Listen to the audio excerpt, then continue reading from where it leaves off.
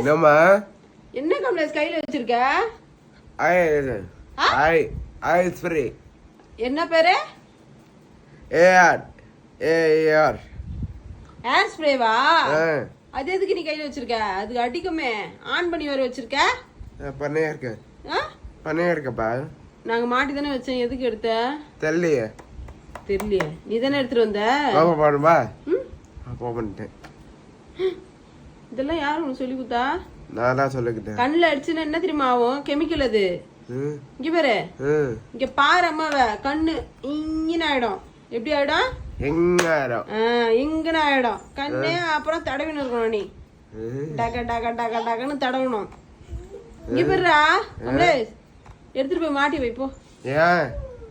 ஏன் உன் கழுத வச்சிருப்பியா? கையில வச்சுக்க போறியா? சிக்கன் சரிதான்.